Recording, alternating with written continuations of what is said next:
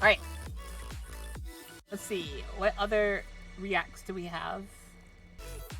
Oh, we can finish ANGRON, right? Let's finish ANGRON. ANGRON. Let's finish ANGRON. Blah! World Eaters who had rejected the nails had been purged during the second compliance of Genna. The second purging of the World Eaters occurred on Isfan III, when those that refused to betray the Imperium were murdered. And the last glimmer of hope for the World Eaters died in fire, along with the planet. Okay, I thought there was going to be like the old faction was going to be like part of the Imperium. Following the initial battles of the heresy, it was clear that the galaxy would never be the same, and ANGRON continued to slip further and further from who he once was. As some within the Legion would come to learn, the Butcher's nails produced by Garland Serlak were slightly different than ANGRON's originals. The nails created at scale were simply low-quality copies of the originals. They rewrote emotional responses and caused deterioration in the ability to reason, but they were not lethal. The nails in ANGRON's brain, however, were. These marvels of Dark Age technology were not designed for use in a Primarch's brain, and the implants were slowly killing ANGRON. This degradation was difficult to notice initially, but as time passed, the deterioration became more severe, and ANGRON became even more erratic, unpredictable. I had a feeling, because I keep getting told Primarchs are different than humans by like a wide margin, so I was like, I wonder if these nail things were that into consideration. And violent. The bond that the World Eaters were so eager to share with their Primarch never materialized. They had truly believed that receiving the Butcher's nails would unify them with their Gene Father. Instead, the already fractured relationship between the World Eaters and ANGRON crumbled even further. The World Eaters had damaged their own ability to reason and think outside the lines of rage. And ANGRON was completely broken, a shell of his former self. After the attacks on Isfan, ANGRON and Lorgar set off together to execute assaults on the 500 worlds of Ultramar. Erebus and Corferon were to lead a sophisticated attack on Kalth, while ANGRON and Lorgar were to coordinate a similar attack on Armatura. The journey from the Isfan system to Ultramar was long and would take months to traverse, and Lorgar quickly learned just how difficult the journey was going to be. While en route to Ultramar, the two Legions' flagships stopped off on the world of Turum to refuel and gather supplies. The resupply effort moved quickly, and within 1 week the word-bearers had stripped all of the world's resources. The World Eaters, however, had no interest in the resupply mission. Instead, they remained on world for an additional 10 days, slaughtering the entire population and leaving a path of rubble and ash in their wake. Not long after, a similar incident occurred on the world of Garland Prime. Lorgar sought to send a message to the Imperium by enslaving segments of the population. And once again, ANGRON and the World Eaters abandoned any thought of cohesion by swarming the surface and annihilating every living molecule. Oh, he angry.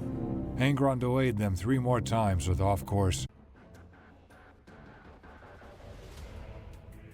I feel like you no longer rage. Like, controlled, your bloodlust controlled at this point. Unnecessary stops on worlds irrelevant to their mission. Lorgar's patience with ANGRON was wearing thin, and he reached his breaking point when the World Eater's flagship broke course and began attacking a small group of Eldari ships. The Eldari ships retreated, and Lorgar made comms with ANGRON via his ship's hololith.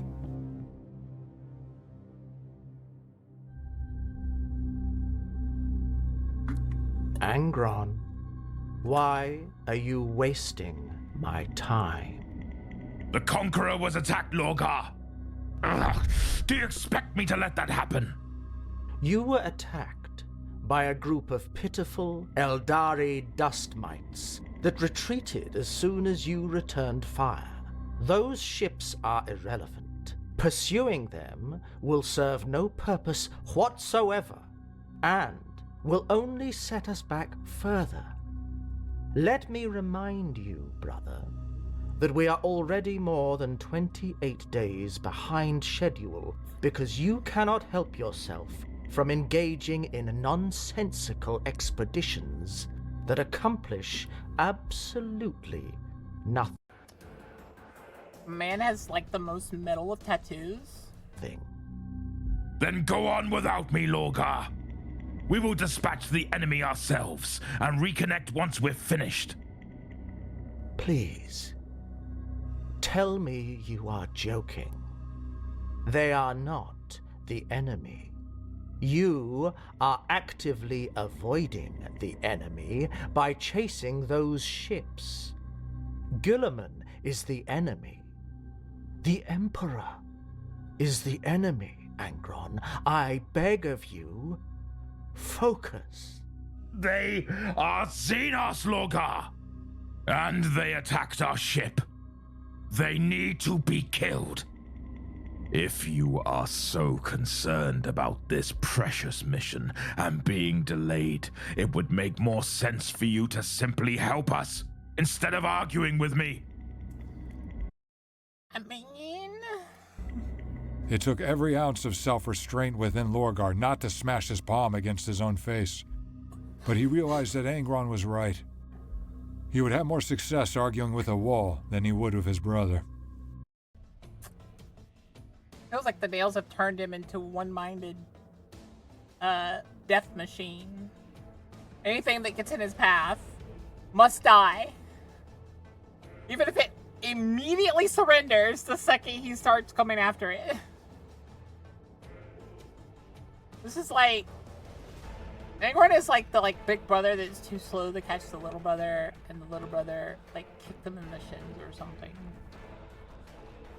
Little brother instinct's like, you win!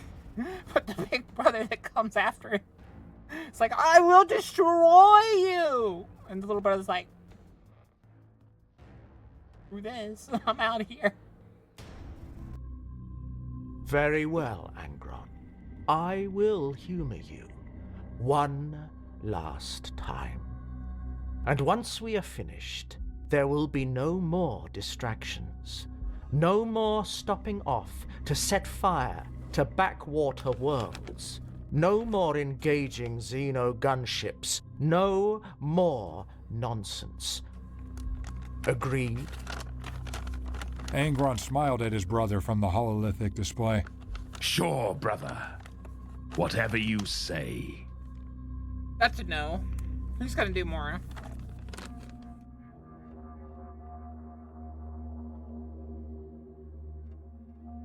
Lotara Sarin, commanding officer of the Conqueror, wanted to end pursuit of the Eldari ships. We're wasting our time out here. They had been searching for 5 hours and there was no sign of the enemy ships. We've been wasting our time for the past 3 weeks.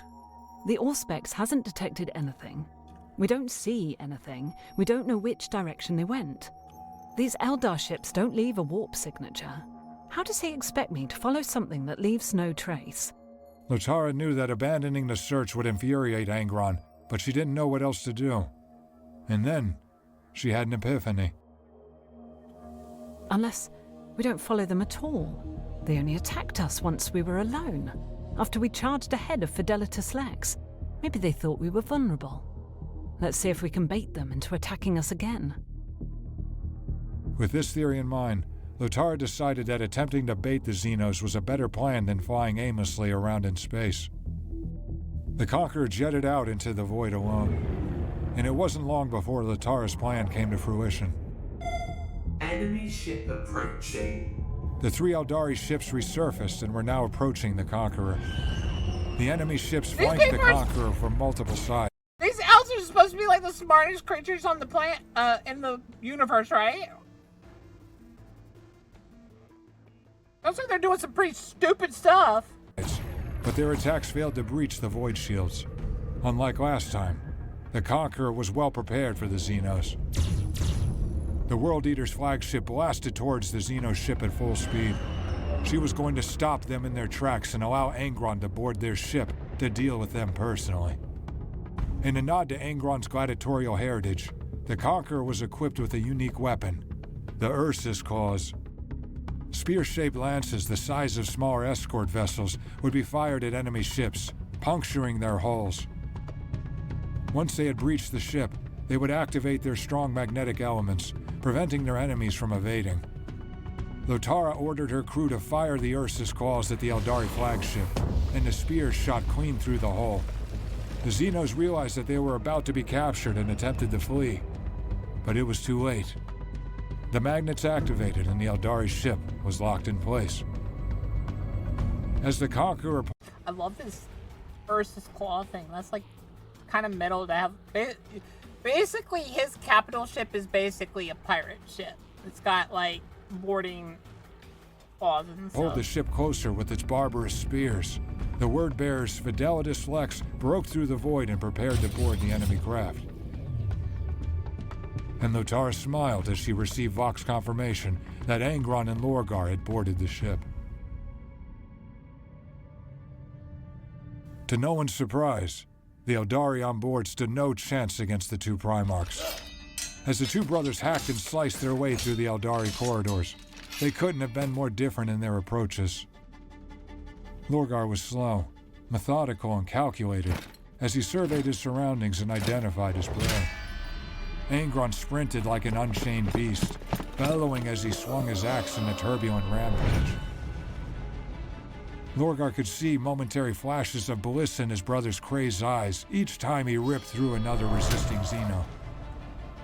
Yet I love that every picture I'm seeing of him now is just frothing at the mouth, like, rah!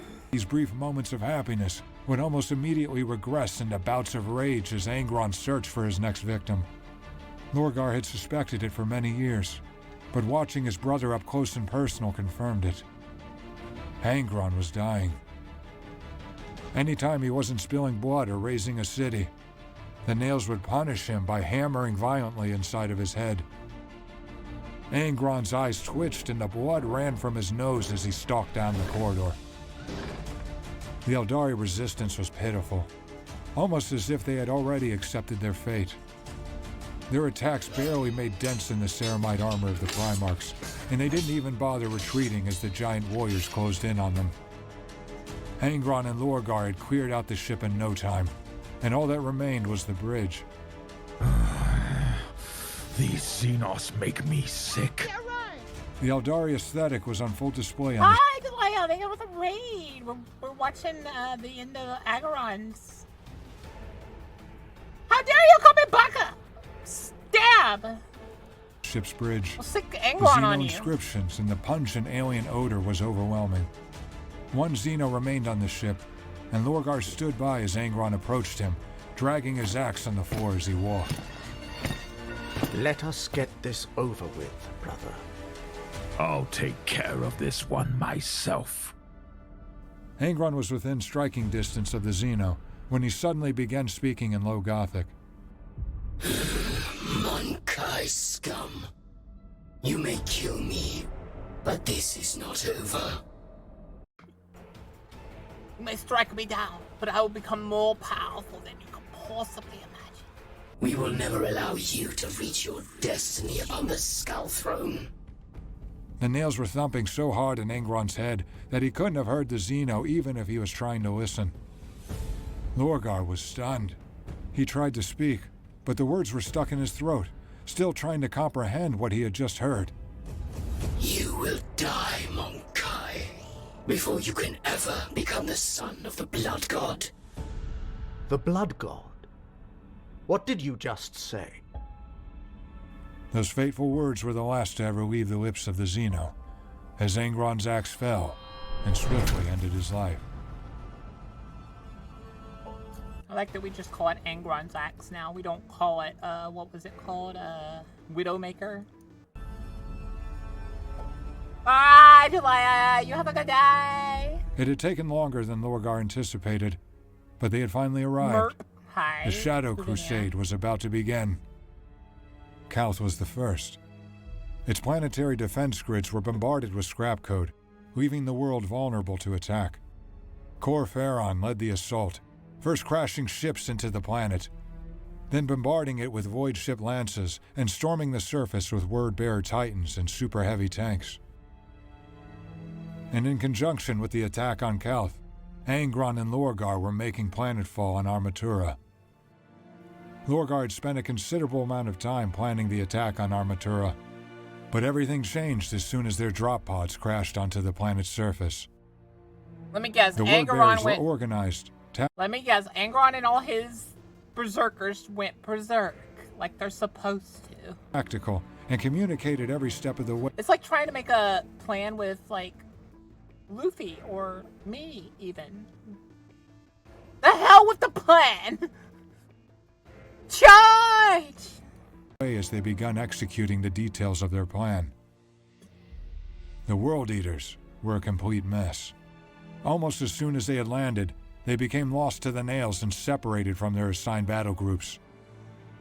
The Ultramarines on Armatura quickly realized that the absence of discipline from the World Eaters was a tactical advantage.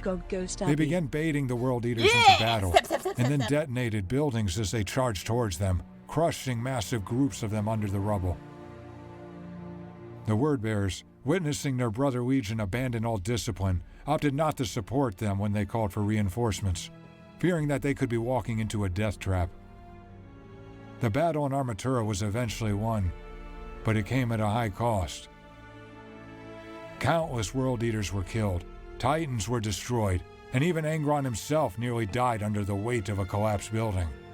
Now, more than ever before, it was painfully obvious. The Butcher's nails were destroying the World Eaters. With Armatura now in So this is where they become the Blood God? ruins, Under the Lorgar's bunker? plan to destroy Ultramar was almost complete. During the Battle of Calth, Erebus unleashed a ruin storm, a massive warp disruption. The warp storm grew in size and strength, feeding off the souls of those that were slain throughout Ultramar. Aboard Fidelidus Lex, Lorgar was revealing the final step of his plan to ANGRON.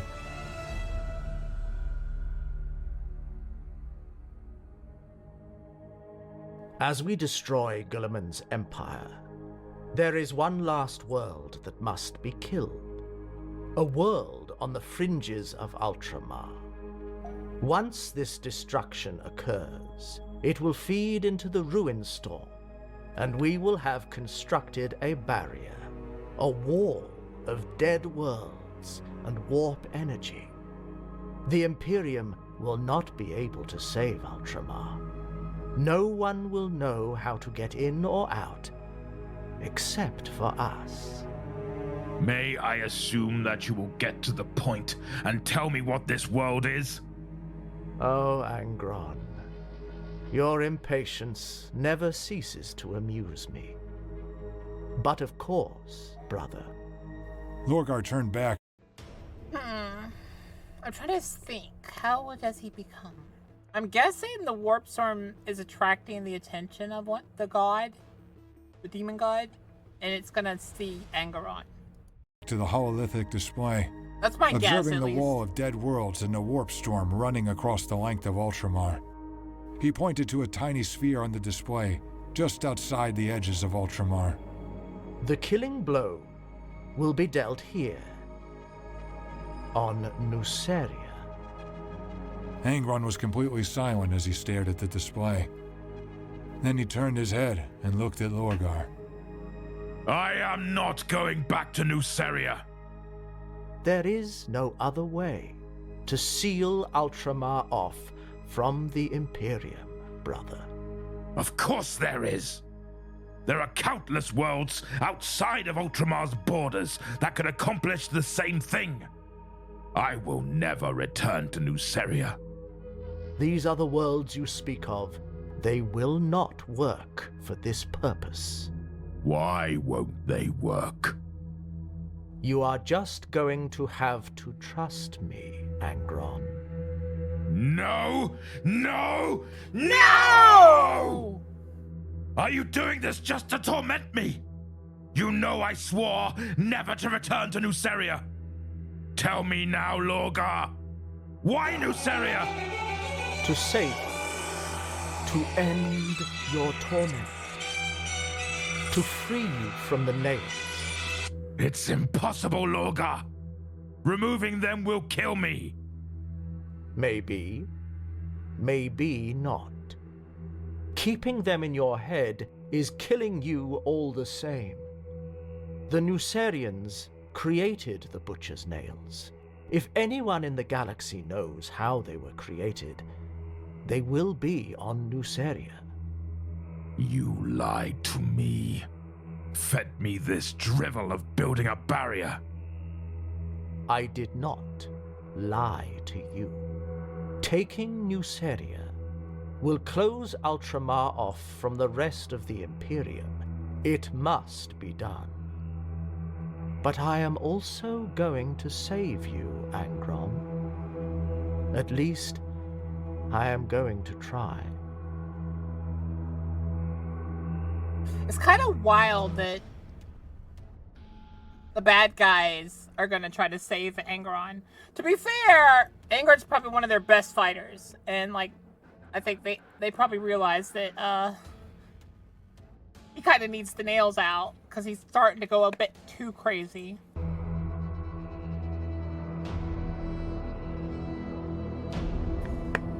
With how ANGRON is, I don't think Trust Me Bro ever works. That's why you had to explain it to him. ANGRON seems to really stand by most of his statements. The Conqueror, followed by a fleet of ships, landed in the Deshelica Mountains. It had been more than a century since ANGRON was last on Nuceria, but even after 100 years, they were still there. The bones. The remains of ANGRON's fallen eaters of cities. ANGRON stood solemnly, and tears slowly ran down his face.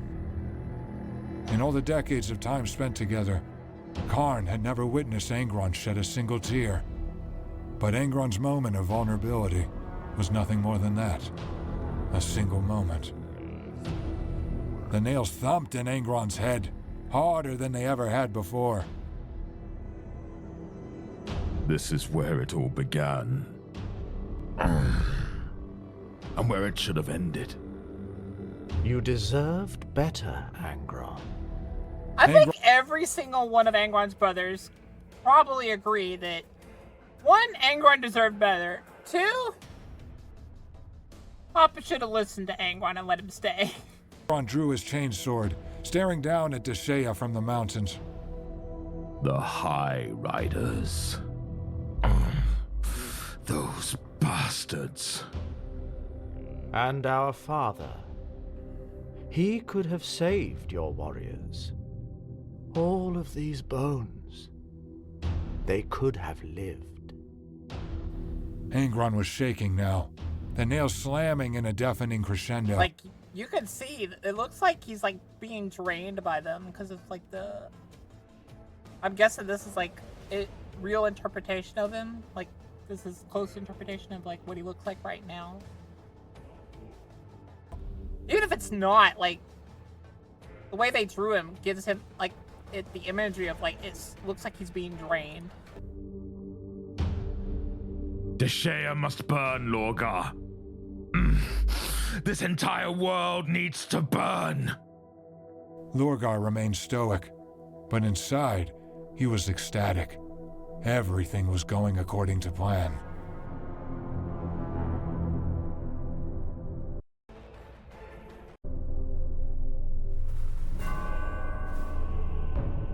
The World Eaters and the Word Bearers breached the gates of Deshea.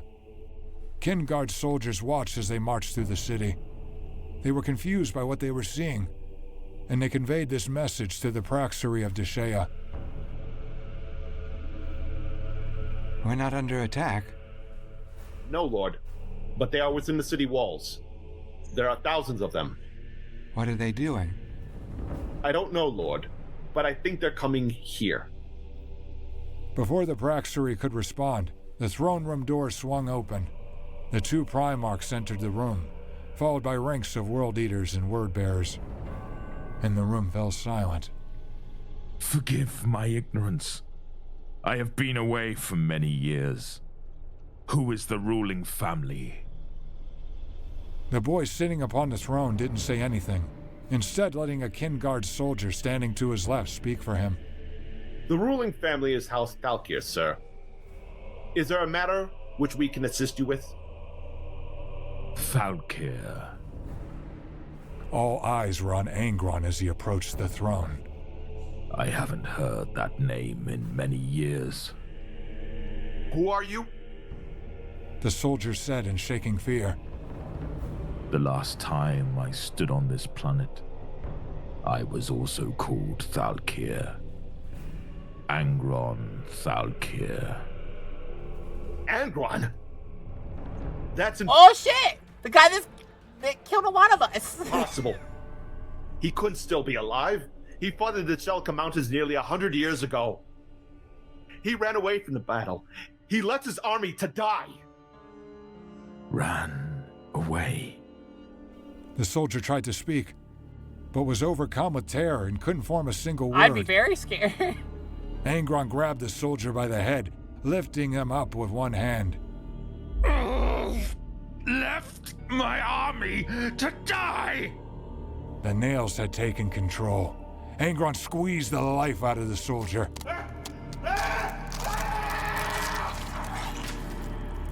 The Praxery and his defense force gasped as ANGRON tossed the corpse to the ground. Nuceria will be destroyed. There will be no survivors. The 12th and 17th Legions moved quickly, leaving each city on Nuceria in ashes and wreckage. They had spent 6 days ravaging the surface. Yeah. Soldier chose a very, very poor choice of words. Lotar Sarin was given specific instructions not to bombard the planet. ANGRON wanted to handle this himself. Deshea was the first to fall, and they systematically killed the remaining cities one by one. Mehor was the only one that remained, but before the final battle could even begin, a warship broke through the warp and floated in orbit above Nuceria. Courage Above All was piloted by the Ultramarines.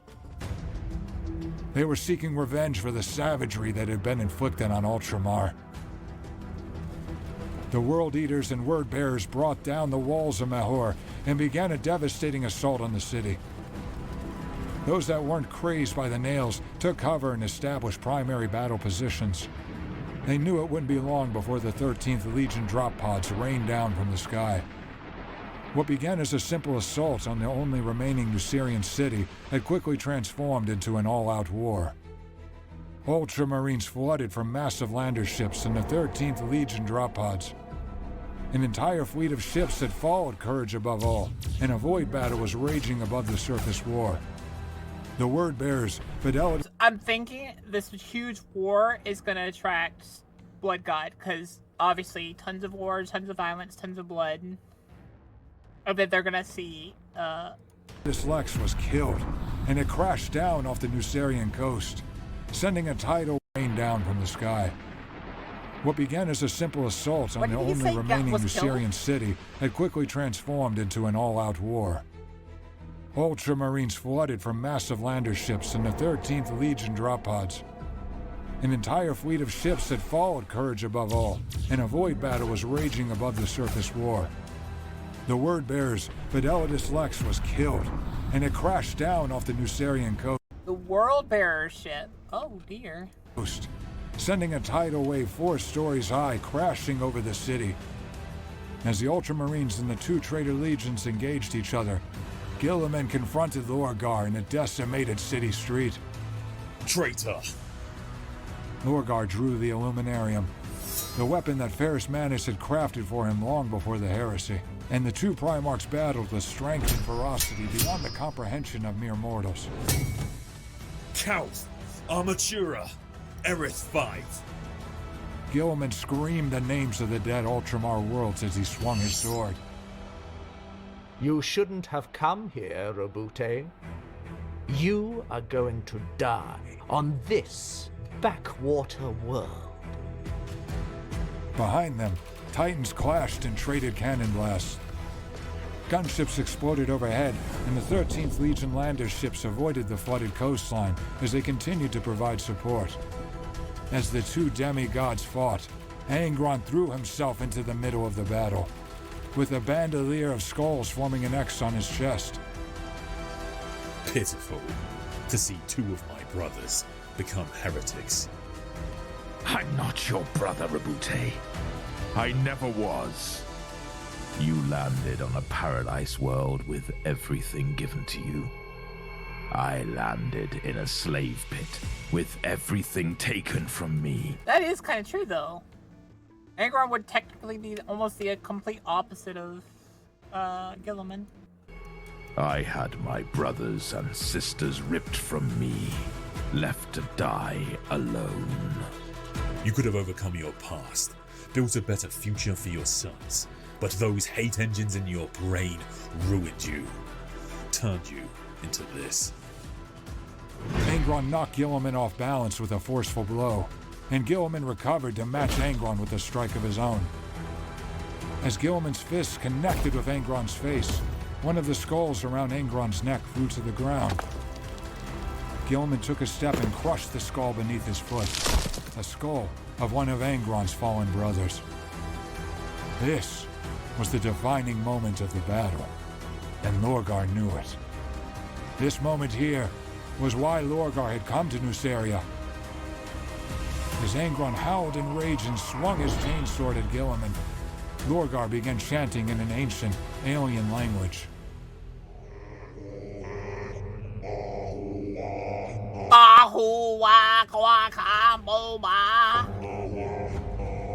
The power of the Lord became a tangible force. The sky went dark and blood rained down from the blackened clouds. Lorgar never stopped chanting. A blinding ray of light beamed down from the sky, and a deafening wall of sound washed over the dying city. That's his skull. Guilliman lay on his back, bones broken and bloodied from ANGRON's wrath. He watched as ANGRON began clawing at his own face, screaming horrifically into the sky. The blood poured down even harder. Where ANGRON once stood was now a hulking mass of flames. Metamorphosis. Ascension. Beneath the blaze, ANGRON's skin was gone. Nothing but inhuman, molten gore remained.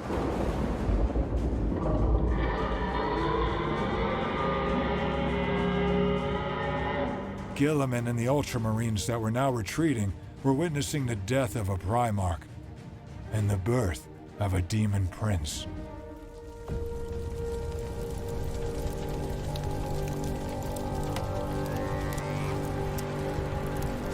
Blood. For the blood god. Oh!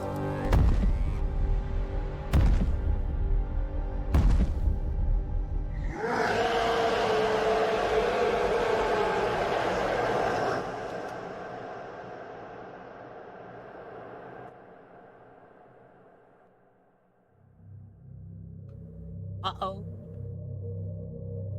Is he in pain? Yes. What did you do? I saved him. The man who was once the Warhound's captain of the 8th Assault Company approached the door to the hall where ANGRON remained.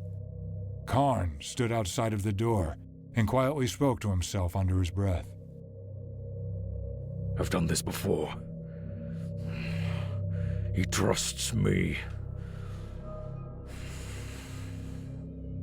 Karn opened the door and slowly walked down the stairs. The sound of the demon's breathing was all that Karn could hear.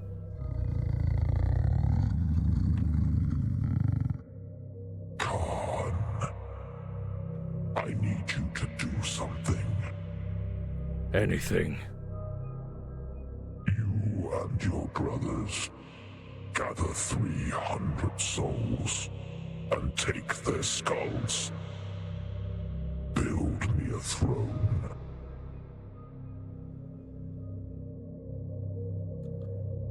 Well, there's the skull throne, guys.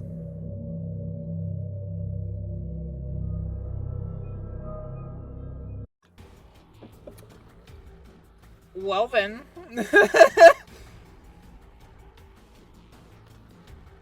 Well then.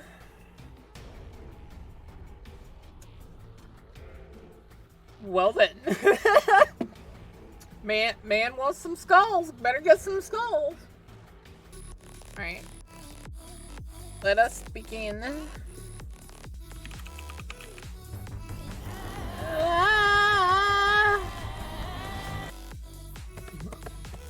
How did Boka like their first Primarch? I thought he was pretty cool. I like the very, like, gray... I'm starting to think that maybe y'all were, like, really serious when you said that Warframe is a... Not Warframe. Warhammer is a very gray, based, story. It was very gray up towards until the last 1/3.